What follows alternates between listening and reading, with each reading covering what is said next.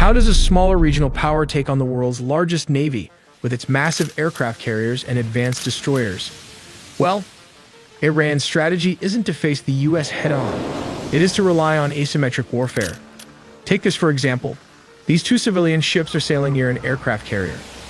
Everything looks completely normal. But then, with the press of a button, the shipping container doors opens up and out comes a missile. These are the self-made Iranian anti-ship missiles, which can still pack a punch.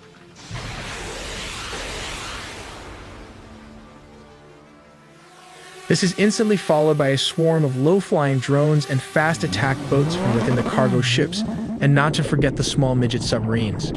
These submarines can launch torpedoes at the same time. In quick succession, it can pass through the carrier's strike group defense system and even achieve 10% impact.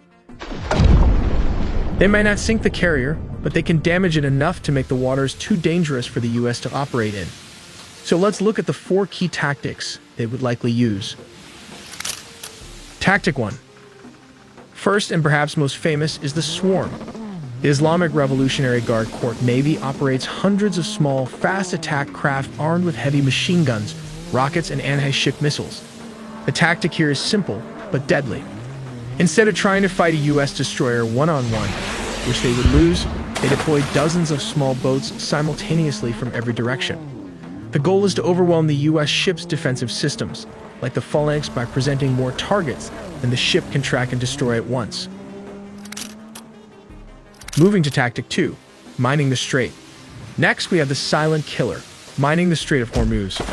This is the world's most critical oil choke point. Iran maintains an inventory of thousands of naval mines, including smart mines that can listen for the specific acoustic signatures of enemy ships. In a conflict, Iran could use submarines, small boats, or even disguised civilian vessels to drop mines right into the shipping lanes. The goal here isn't just military, it's economic. This would deny the US Navy safe passage and immediately spike global oil prices, inflicting massive economic pain on the US and its allies. Here comes Tactic 3, the kill zone. Third is the geographic advantage, coastal missile batteries. The Iranian coastline is mountainous and rugged, perfect cover for mobile missile launchers. The regime also employs shoot-and-scoot tactics using truck-mounted cruise and ballistic missiles. They fire a missile and immediately move to a new hiding spot before the US can strike back. This effectively turns the Gulf into a kill zone, where US ships are under constant threat of fire from land with nowhere to hide. Tactic 4. We have the ambush threat, midget submarines. The Persian Gulf is actually quite shallow, which makes it difficult for massive US nuclear submarines to operate. However, it is perfect for Iran's fleet of diesel-electric mini-subs, like the Qadr class.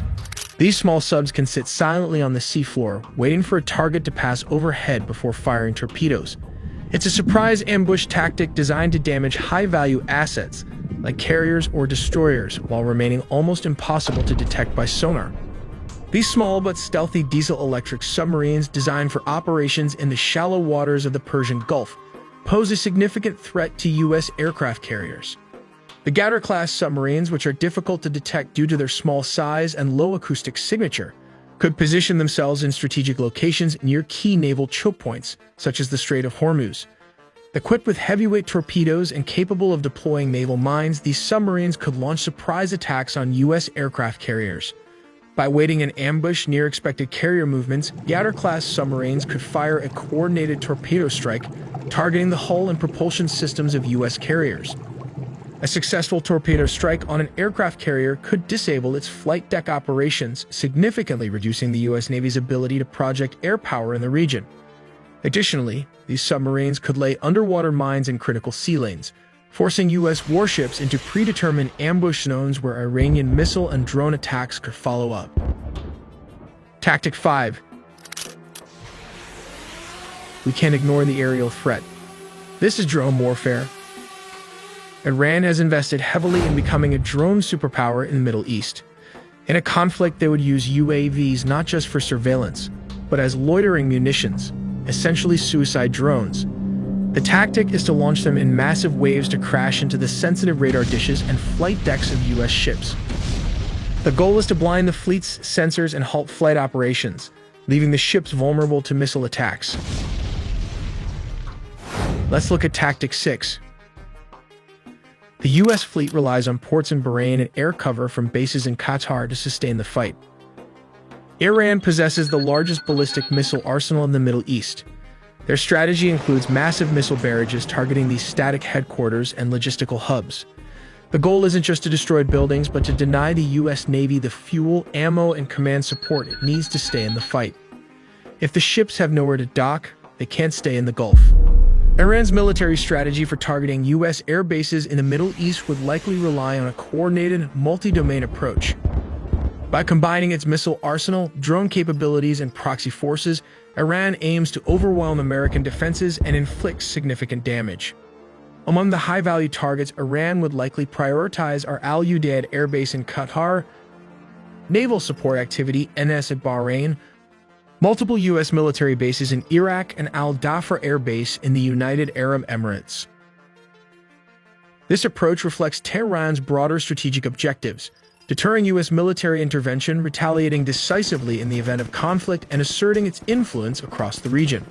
One of the most probable targets in a direct confrontation is Al Udeid Air Base in Qatar.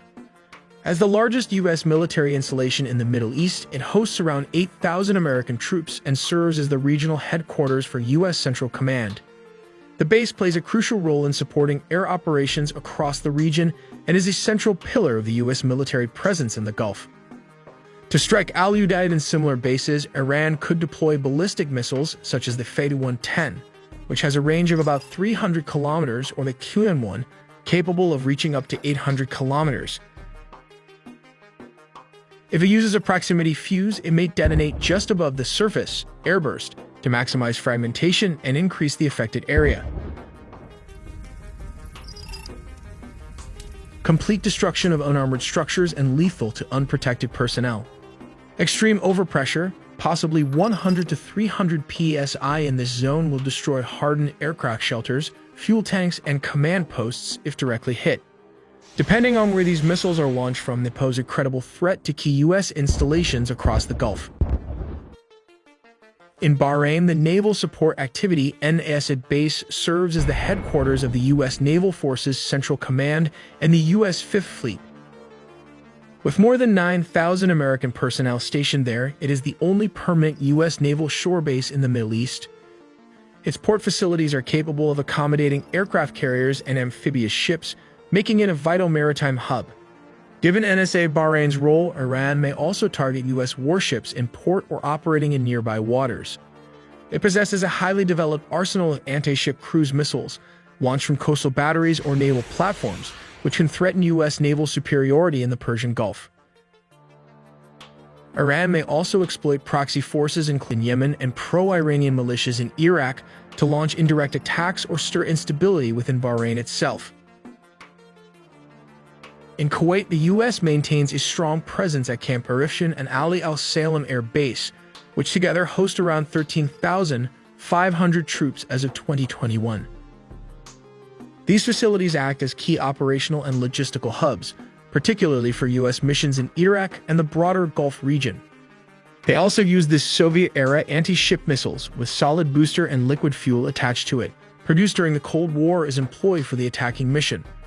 When launched, the first stage booster fires off for 2 to 3 seconds, after which the second stage takes off. It searches for a target using analog radar. When locked and ready, it can destroy a ship using a hollow-shaped charged warhead. This has the potential to either destroy or sink a cargo ship if it hits at the right angle. Scenario 2. This involves the use of a Soviet-era missile that was re-engineered by the Iranians, converting it into an anti-ship missile. The converted SA-2 missile can be launched from within 45 kilometers or 28 miles from the target. Take, for example, the U.S. destroyers sailing through the Red Sea.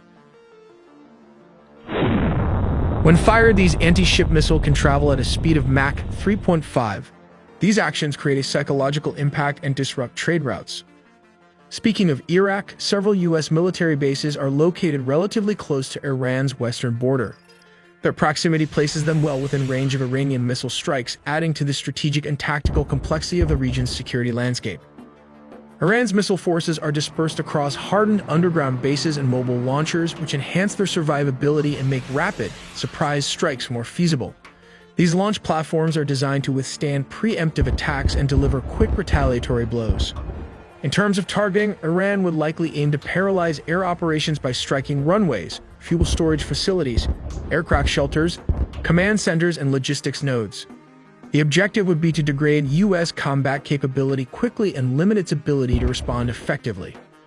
But if you want to understand U.S. new military strategy on the Middle East, check out our future upcoming video here.